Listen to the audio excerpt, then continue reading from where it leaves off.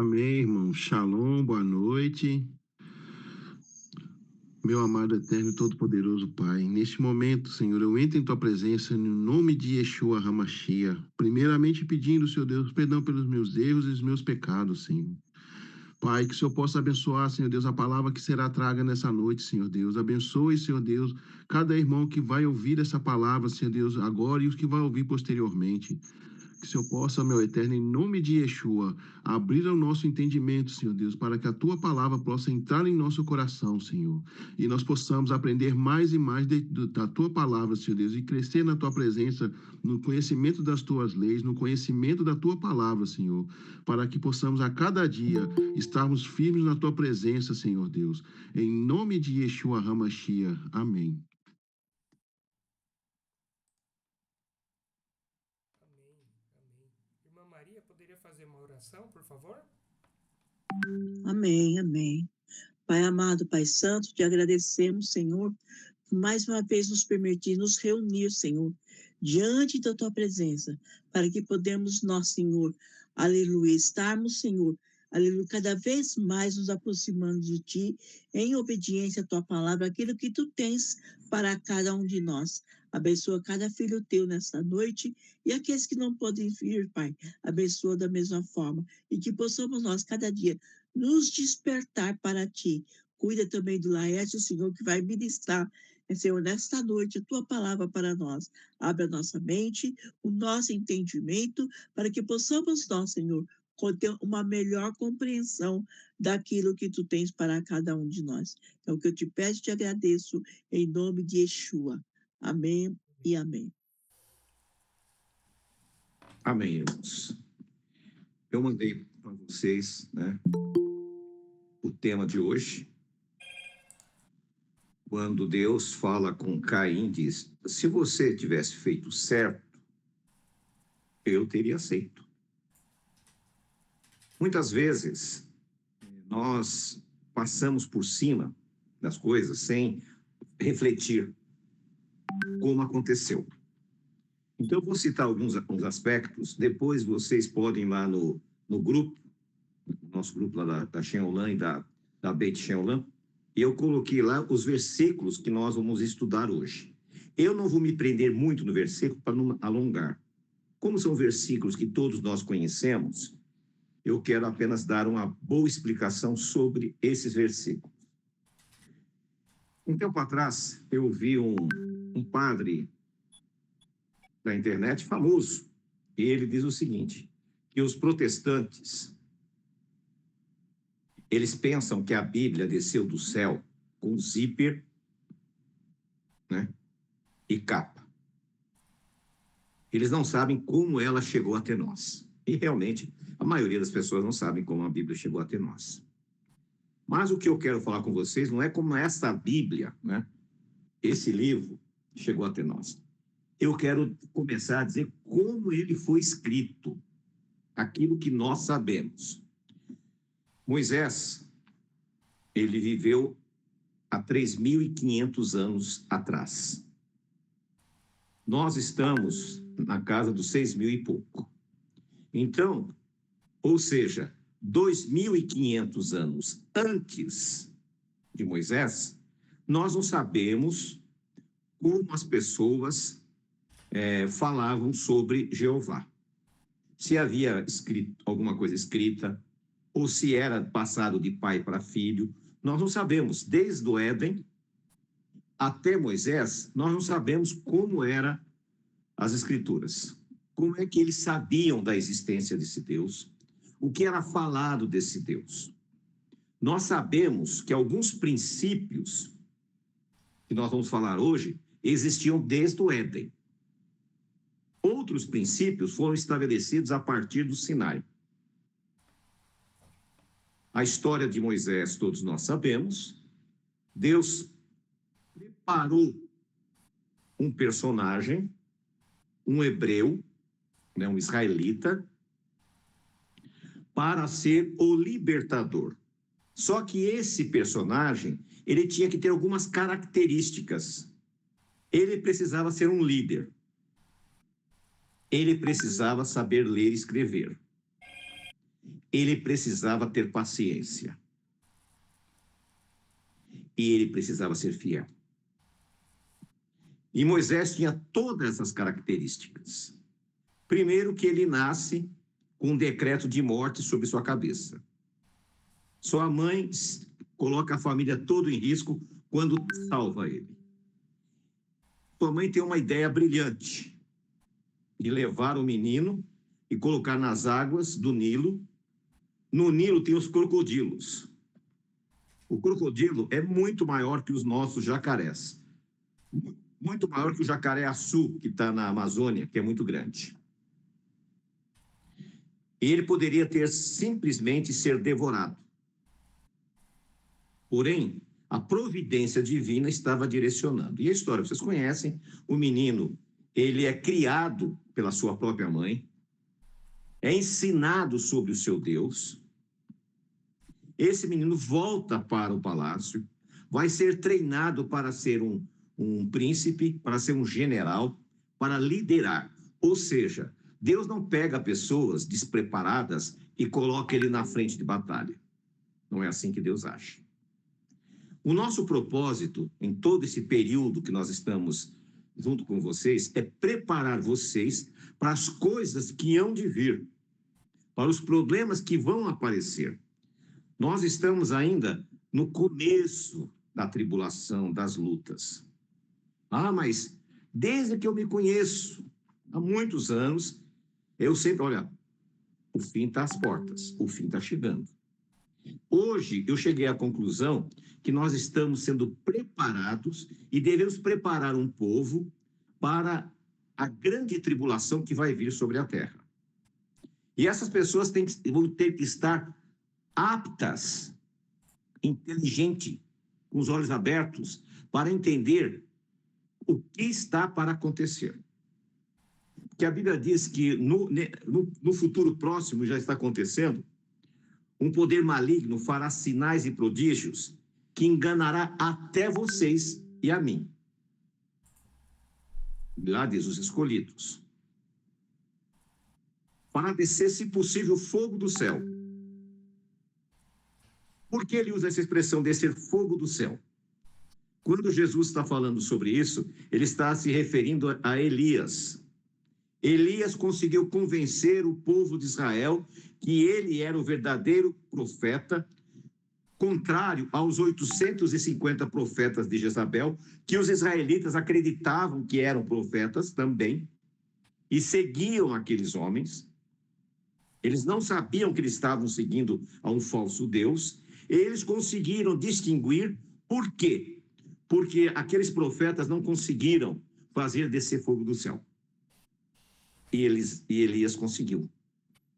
Com esse gesto, todo o povo se voltou para o lado de Elias e mataram aqueles falsos profetas. Hoje existem milhões de falsos profetas. E esses milhões, eles arrebanham milhões de pessoas. Têm um poder econômico extraordinário. Esses líderes religiosos, eles têm aviões, eles têm hotéis, eles têm mansões, eles têm poder econômico. E é muito difícil nós competirmos. Então, como nós devemos entender e separar o que é certo do errado? E como eu falei para vocês, quando Moisés foi chamado, não consta para nós como ele sabia. Provavelmente era passado de pai para filho, ensinado. E quando ele chega no Monte Sinai, ele vai começar a escrever num livro. Deus começa a inspirar ele a escrever no livro a história da criação, até o Gênesis, até o dilúvio, a destruição desse mundo, o novo mundo, até aquele momento que eles estavam no Sinai. Ele vai transcrever. Por isso que ele ficou todo aquele tempo, 40 dias e 40 noites, lá na montanha, junto com o Criador. Então, ele vai transcrever. O propósito dele escrever não era uma biografia, não era um livro de história. Ele vai relatar fatos importantes, só que muitas coisas ele vai deixar de lado. Por exemplo, ele relata o jardim que estava no Éden, a queda. Ele não especifica ali os personagens. Ele nem cita os nomes dos primeiros pais. Nós não sabemos como é que chamava Adão, nós não sabemos como é que chamava Eva. Porque a palavra Adão vem de Adamá, vem de terra, vem de homem. Havá, mulher. Então, ele não sabia o nome dos primeiros seres criados por Deus. Nós sabemos dos filhos. Por sua vez, ele não relatou para nós os filhos de Adão, as filhas de Adão e os outros filhos. Adão viveu 900 anos. Se no passado, hoje já não acontece isso, mas no passado, que as pessoas viviam 80 anos, 90, 70, 80 anos, na época dos meus avós, era normal ter 12, 15 filhos. Era normal.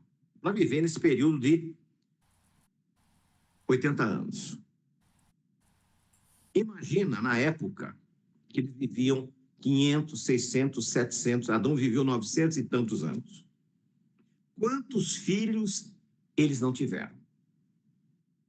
Não podemos nem calcular. E a Bíblia não cita isso. Por que a Bíblia não cita? Porque não há, o propósito de Deus não era isso. O propósito de Deus era chamar a atenção para que você fizesse as coisas como deve ser feito. E agora nós vamos começar aqui, logo no começo, após a criação, quando você abre a sua Bíblia em Gênesis, no capítulo 1, né, você pensa, todos nós imaginamos que o versículo 31 seja o último versículo do capítulo 1. E diz assim: viu Deus tudo que tinha feito, e que era muito bom, e houve tarde e manhã e o sexto dia. Aí passamos para o capítulo 2, só que o capítulo 2 ainda deveria ser o capítulo 1 pela sequência. Olha só, assim os céus e a terra e todo o seu exército foram acabados. Então você percebe que ele continua, o capítulo 2, versículo 1, é a continuidade do versículo 31. Então ele deveria ser versículo 32. No versículo 2 do capítulo 2, que deveria ser o versículo 33, diz assim: havendo Deus acabado no sétimo dia a obra que fizera, descansou nesse dia de toda a obra que tinha feito. Aí no versículo 3, que deveria ser o 34 do capítulo 1, diz assim: e abençoou Deus o sétimo dia e o santificou, porque nele descansou de toda a obra da criação que fizera. Você percebe? Aí você fala, mas por que você está falando isso? Porque quem fez a separação de capítulos e versículos, elas começaram no século XIII e foi completado no século XVI. Eles não levaram em consideração o capítulo completo. Então, quando você estuda as parashiotes, as porções, você vai ver que nem todas começam no capítulo X, versículo 1. Às vezes tem o capítulo X, versículo 10, versículo 20. Por quê? Porque está fora de sequência, não está numa sequência correta. Por não estar numa sequência correta, então, às vezes, as pessoas se confundem do que está lendo. Mas o que me chama a atenção é que, quando Deus conclui a sua obra, ele estabelece um dia diferente. Os 6 dias, ele vai dizer, durante 6 dias vocês trabalhem, cuidem das suas vidas. Mas o sétimo dia, esse vocês não trabalhem. É um dia santificado, é um dia abençoado. E o peso dessa colocação é muito grande. Quando eu escuto líderes religiosos dizendo o sábado é coisa de judeu, é coisa de adventista. Pelo amor de Deus, quando Deus estabeleceu o sábado, no sétimo dia, não existia judeu, não existia adventista, não existia sabatista. Ou seja, os seres humanos nasceram quando Deus formou o homem e mulher, ele estabelece um dia de adoração. Por quê? Você, ao olhar para o espaço à noite, você vê lá bilhões e bilhões e bilhões e trilhões, trilhões, quadrilhões de estrelas e planetas e universo e o que se possa imaginar, galáxia, etc. Significa que Deus tem muito mais coisa para fazer do que ficar se dedicando a esse planetinha caído. Então ele estabelece um dia, e nesse dia, que era para que você, o ser humano, se conectasse 100% com ele. Todos os dias, depois no futuro Moisés vai dizer, ao levantar e ao deitar, você deve recitar o Shema. Então todo dia você deve estar em ligação com o Criador. Mas nesse dia, é um dia específico, abençoado e santificado. E existem mais de 150 versículos bíblicos que falam do sábado. E não existe um versículo que fale do domingo. O profeta Ezequiel, lá no exílio, na Babilônia, Deus inspira ele para dizer, fala para esse povo que o sétimo dia, que o Shabat, que o Shabatotes, que as minhas festas solenes, e que o sétimo dia é um sinal entre mim e vós. Quando você transgride Shabat, você perdeu o sinal entre você e Deus. Esta aliança que ele faz com você, você quebrou. Aí você diz, como assim agora? Estou perdido? Não, calma. Você precisa primeiro entender que a obediência aos mandamentos de Deus te liga ao Deus bendito. Em Atos dos Apóstolos, eles começaram a pregar o evangelho para as ovelhas perdidas da casa de Israel. E eles iam em sinagogas. Se você ler o livro de Atos, na cabeceira do texto eles colocam igreja. Mas se você ler o texto, vai ver que ele está falando. E na sinagoga de Antioquia, na sinagoga de Tessalônica, eles iam na sinagoga. E eles iam no sábado. E o que é determinado? No capítulo 15 de Atos. O que foi feito ali? Um acordo para que as pessoas que estão chegando observassem os 4 princípios básicos inicialmente e ao sábado fossem aprender e colocar em prática. Você não deve fazer para colocar em prática uma coisa que você não sabe. Então nós vemos aqui que o primeiro mandamento, que era para abençoar a sua vida, para tornar você santificado, era o sábado. Põe isso na sua cabeça. Ah, mas eu preciso trabalhar o sábado. Você não precisa trabalhar o sábado. Há 6.000 anos tem pessoas que não trabalham sábado e sobreviveram. Eu nunca trabalhei um sábado na minha vida. E estou vivo até aqui. E até aqui o Senhor tem mantido. E como tem outras pessoas. Então essa história, não, eu preciso, é mentira. É que você precisa tomar um posicionamento. Porque não adianta você ficar com um pé na verdade e um pé no mundo. Você tem que escolher a quem você quer servir. Você não pode servir a 2 senhores. Então, primeira coisa, põe na sua cabeça. Deus estabeleceu. Se Deus estabeleceu, Ele vai te dar condições de você obedecer.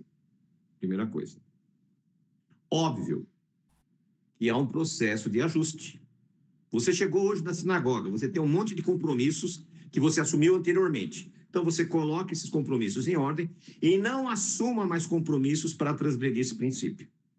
Então, nós temos esse princípio que é o 7º dia. Primeira coisa.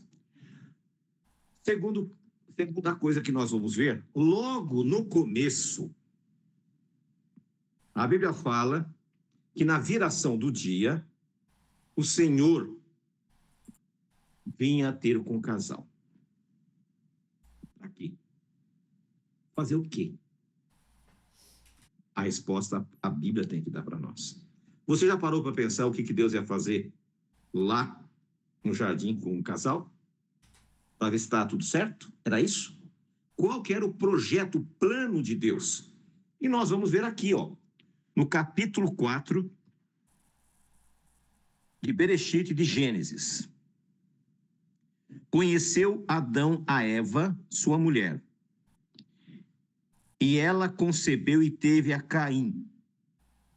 E disse: alcancei de Jeová um homem. Tornou a dar à luz e teve a Abel, seu irmão.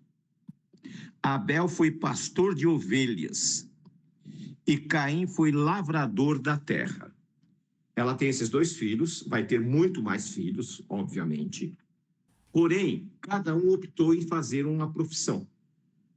Caim decidiu ser lavrador, produzir alimentos.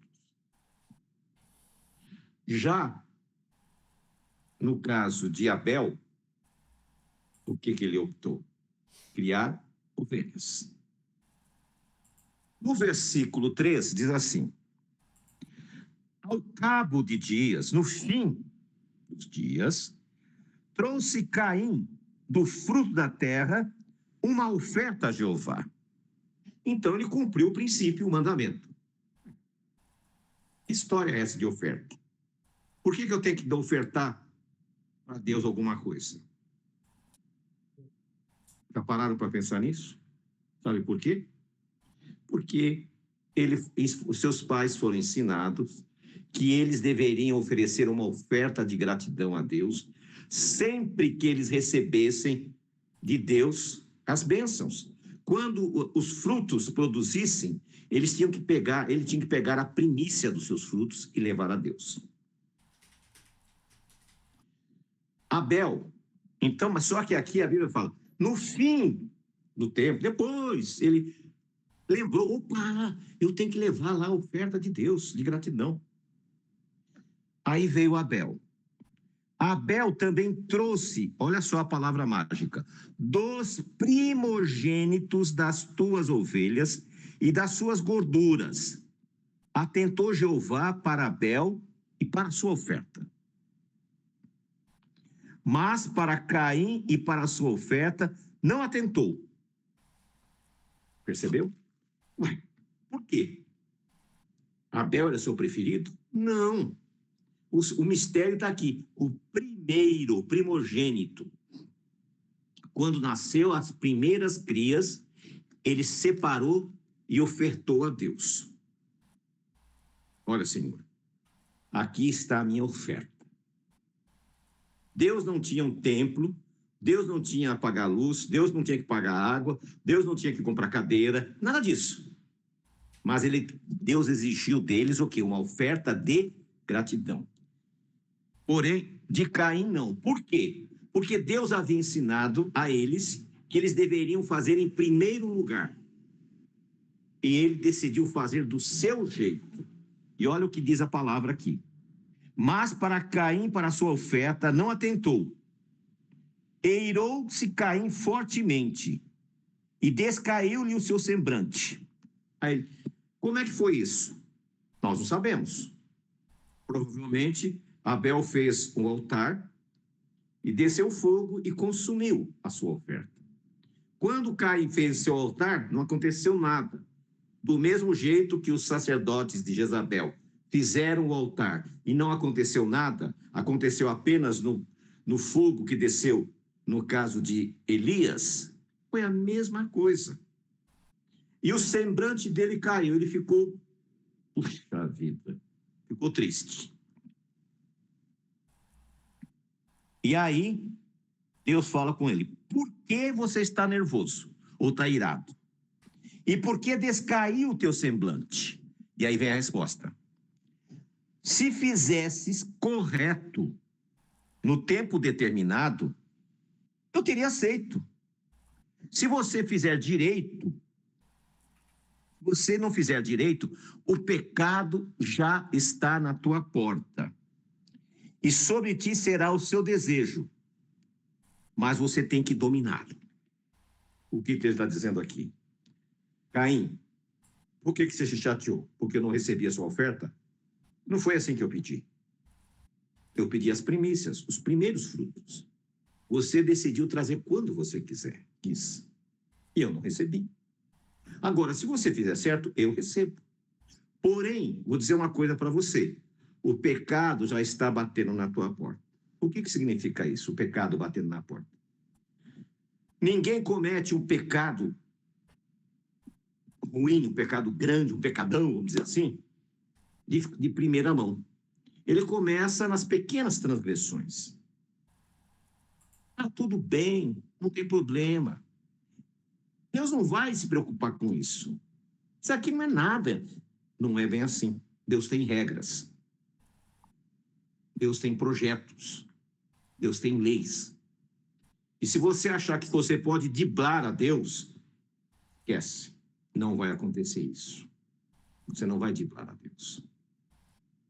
Por isso que ele diz, se você fizer certo, eu recebo. Agora, se você faz errado, não recebo. Pedro, em sua segunda carta, ele diz assim, melhor seria não ter conhecido a verdade do que conhecer e não fazer. Sabe por quê? Paulo responde em 2 Tessalonicenses, capítulo 2, versículo 9 a 13. O próprio Deus vai mandar para estas pessoas um espírito de engano para que essas pessoas que ouviram a palavra, mas não querem obedecer, acreditem na mentira. E o que acontece com essas pessoas? Vão perecer.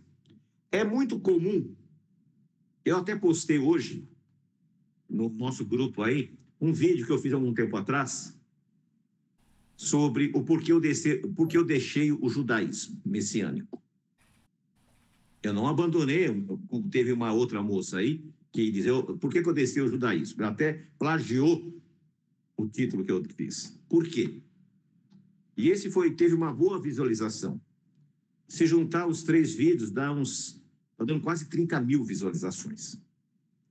E ali eu explico porque o judaísmo abandonou os princípios da Torá e optei em seguir os princípios da Torá. Estamos sozinhos. A maioria segue a manada, segue o movimento. Então, voltando para cá, como é que ele sabia? Porque Deus havia ensinado. As pessoas, elas sabiam que elas tinham que guardar Shabat. Elas sabiam que elas tinham que ofertar a Deus. Elas sabiam que tinham que levar as primícias. Eles tinham consciência disso. E na sequência, nós vamos chegar a Noé. Noé tem uma conversa, e a Bíblia diz que Deus olhou para Noé e viu que ele era um justo naquela geração. O que significa ser um justo? Um justo é aquele que cumpre os mandamentos. Noé guardava o sábado, Noé levava suas oferendas no tempo determinado, e Deus disse, olha, eu vou destruir tudo aquilo que tem vida e fôlego. Faz uma arca para salvar a sua família. E aí ele diz, olha, você vai separar 7 casais de animais puros e um casal de animal impuro. Aí Noé falou, como é que é, senhor? Dá para só repetir? Eu não entendi direito. Repete aí. Noé, vou falar de novo.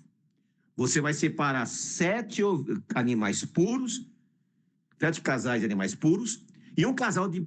Mas por que, senhor? Será que ele falou isso? Claro que não. Ele sabia o que era puro e o que é impuro. Como eles sabiam que desde o Éden, Deus havia ensinado que os animais impuros não eram para alimento e que os animais puros eram para alimento. Por isso que levou 7 casais. Por quê? Poderia matar os filhotes e teria casais. Agora, se levasse só um casal de puro e matasse, não tinha mais animal puro. Você entendeu a colocação? Ele tinha plena consciência, ele tinha noção do que era correto, do que era um animal puro e do que era um animal impuro. Então Noé guardava Shabat, levava as primícias, levava as ofertas, sabia distinguir o que ele podia comer e o que ele não podia comer. Noé. Ah, eu nunca pensei nisso. Mas agora você está sabendo. Eles estão chegando agora estão sabendo. Depois de Noé, Noé tem um filho que chama Shem. Esse filho, que chama Shem, vai ter um descendente chamado Abraão. O povo já afastou de Deus. Só que esse Abraão é um homem íntegro. E Deus chega para ele e diz: olha, meu amigo, sai do meio desse povo aí. Vai para um lugar que eu vou te mostrar. Sai do meio da tua parentela. Por quê? A influência daquela parentela estava atrapalhando a vida espiritual dele. Não adianta você viver no mundo da pecaminosidade e querer servir a Deus. Você não vai conseguir. Então, Deus diz: sai daí e vai para um lugar que eu vou te determinar. E isso acontece. A história você conhece. Mas aonde eu quero chegar? Ele tem um encontro com um ser que a Bíblia chama de um sacerdote segundo a ordem de Melquisedeque, rei de Salém, rei da paz. E esse Melquisedeque, esse sacerdote, traz para ele o pão e o vinho. No último momento da vida de Yeshua, ele está lá no cenáculo, ele chama os discípulos e ele faz a mesma aliança que Abraão fez, do pão e do vinho. Agora ele explica aquela aliança que Abraão fez. Ele diz: este pão é o meu corpo, que é partido por vós. Esse vinho é o meu sangue. Vocês entrem na minha aliança. Não havia ainda, até aquele momento, entre o povo de Israel, esse tipo de cerimônia. Ela foi implantada no mesmo momento. Quem deu para Abraão o pão e o vinho? Melquisedeque. Quem deu para os seus discípulos o pão e o vinho? Yeshua. O que Hebreus diz que Yeshua é? Melquisedeque. Ou seja, o mesmo Melquisedeque de Abraão é o mesmo Yeshua e é o mesmo Melquisedeque que está na presença do Pai, que pratica aliança. Primeira coisa. O que é feito por Abraão? Na sequência. Chamou os seus soldados, pegue todos os despojos, tire o dízimo e dê para Melquisedeque. Ué, como é que Abraão sabia disso? Quem falou para ele? Porque desde lá do jardim do Éden, vem sido ensinado para que as pessoas do Deus bendito, para as pessoas da linhagem sagrada, que eles deveriam guardar Shabat, não comer carnes impuras, levar as suas ofertas, as suas primícias e dizimar. Esses eram os princípios fundamentais para o povo de Deus. E Abraão era um bom pai, e Abraão era um bom avô. O seu neto Jacó, quando tentou trapacear o pai, não conseguiu, saiu apenas com um cajado na mão, e ele agora, no meio da sua jornada, ele faz uma oração. E ali ele faz um voto. Ele chegaria no seu destino sem um centavo no bolso. E um homem sem dinheiro é um homem morto. Mas ele faz um voto. Se eu for e sair bem-sucedido e retornar e for bem-sucedido, eu certamente darei o dízimo de tudo. E a Bíblia diz que ele voltou muito rico. E ele cumpriu a promessa. Aqueles supostos presentes que foram dados a Esaú eram os dízimos, porque Esaú era o sacerdote da família. Não valia nada, mas era o sacerdote da família. Então você percebe que a Bíblia, ela se interliga. Não é que no meio do caminho foi aparecendo regras e leis. Não, as leis estão desde o Gênesis até os nossos dias. E agora a palavra é para você. Se você cumprir esses princípios que nós lemos aqui, observar o sétimo dia, observar as festas bíblicas, não comer alimentos impuros. Dar a Deus as primícias de todas as bênçãos que você recebe. Dar o dízimo de tudo aquilo que Deus te abençoa. Você vai ter o mesmo resultado que esses patriarcas da fé teve. Agora, se você não fizer isto, o que vai acontecer? Nada. Não há promessa para pessoas que transgredem a Torá, a não ser as maldições que ali estão. Leiam em Deuteronômio, capítulo 28, e ali tem bênçãos e maldições. Se não me falha a memória, são 14 versículos de bênçãos e 30 e poucos de maldição. E é uma questão de escolha. Agora, se você não está disposto a avançar nesta fé, não tem problema nenhum. Mas não perca o seu tempo. Continue na sua jornada. Por quê? Porque aquele que ouviu falar, que conhece e não obedece, ele vai ter problemas muito mais sérios do que aquele que nunca ouviu falar. Deus te deu uma oportunidade de você conhecer a verdade. E a verdade vos libertará. Deus quer que você torne-se pessoas livres. Pessoas que têm uma vida dedicada. Mas só tem um jeito. Saia desta bolha que você está. E essa bolha diz assim, só vai ser salvo quem está aqui nessa igreja. Só vai ser salvo quem faz o que essa igreja determina.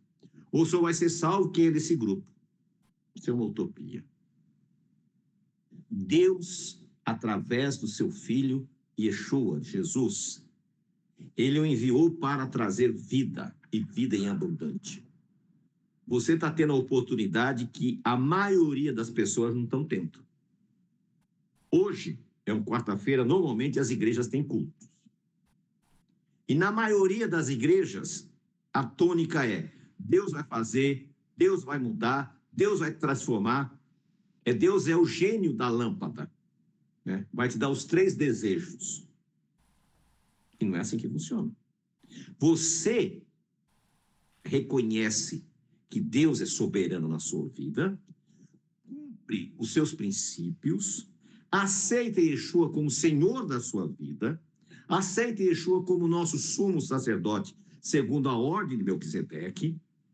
Você ora a Yeshua dizendo que Deus lhe perdoa os seus pecados e aquilo que você fez até agora. Aí o que você vai fazer? Jesus vai pegar os seus pecados, vai colocar na arca, apresentar para Deus sua mão e dizer, olha, eu paguei esse preço. E Deus vai te perdoar. Se for um arrependimento sincero. Agora, se você quiser viver uma vida dupla de traição, serve a Deus e serve o diabo, não dá certo. Josué atravessou o Jordão. Chegou em Jericó, conseguiu vencer. E o povo na rebeldia. Aí ele chama o povo e diz o seguinte, olha, eu e minha casa vamos servir o Senhor. Vocês façam o que vocês quiserem. E essa frase eu sempre ouço, eu gosto de dizer, eu quero servir ao Senhor. Agora vocês escolham o que querem fazer. Muitos chegam e muitos vão embora. Muitos chegam, muitos vão embora. Isso é natural. É uma escolha. E essa escolha só tem uma única fonte, é a palavra. Se tudo aquilo que nós ensinamos hoje estiver em harmonia com a palavra, cumpra. Se não tiver, você me critique. Falou, o senhor está ensinando a gente errado. Você está ensinando a gente errado. Eu aprendi, a verdade vos libertará. Hoje nós somos pessoas livres. Nós não somos mais aquela bolha que nos prendia, a bolha do cristianismo, a bolha do adventismo, a bolha da congregação cristã no Brasil, a bolha da batista, ou a bolha do judaísmo. Pulamos fora. Nós queremos servir a Deus em conformidade com a sua palavra. E é isso que nós estamos tentando passar para os irmãos. Então eu agradeço, né, esse tempo que ele passou conosco, que Deus visite a cada um de vocês, reflitam no que eu falei e escolham o que vocês querem fazer. Eu postei esses dias Você pode estar esperando ou pode estar preparado. É uma escolha. Esperando, todos estão, mas nem todos estão preparados. Aquela parábola das virgens loucas, só quem estava preparado das virgens é que entraram no gozo do seu Senhor. Quem estava esperando, perdeu a viagem. Aí você que decida se você está esperando ou quer se preparar para esse grande evento. Que Deus abençoe. Eu passo para o irmão Danilo, para ele concluir, e eu faço a bênção final. Vamos fazer uma oração, irmãos. Pai querido, Pai amado, graça te damos por esse estudo, Senhor, por estar em sua presença. Aos irmãos que aqui não puderam estar também, Senhor, que o Senhor possa derramar suas bênçãos. Aos irmãos que aqui estão, Pai, nesse tempo de frio, mas que dedicou, Pai, um pequeno tempo para ouvir e conhecer um pouquinho da Tua palavra, Senhor. Que o Senhor possa derramar bênçãos também, que possa ter uma semana de crescimento espiritual, de crescimento financeiro, Pai, de uma saúde recuperada, aqueles que necessitam. Que o Senhor possa preencher os corações, a mente, o espírito, a alma, Pai, e o corpo. Esteja conosco, Pai, sempre nos guiando nos Teus caminhos, nas Tuas veredas, Senhor. Graça te dou por esse dia, pela reunião, pela vida dos irmãos e por tudo que temos e somos, Pai. Em nome de Seu Filho amado, Cristo Jesus. Amém, Senhor. E o Senhor te abençoe e te guarde. Que o Senhor faça resplandecer o seu rosto sobre ti e tenha misericórdia de ti. Que o Senhor sobre ti levante o seu rosto e te dê a paz. Restante de semana de vida, prosperidade. Na sexta-feira, se assim permitir o Senhor, quero vê-los novamente. Shalom, shalom. Shalom, shalom. Amém.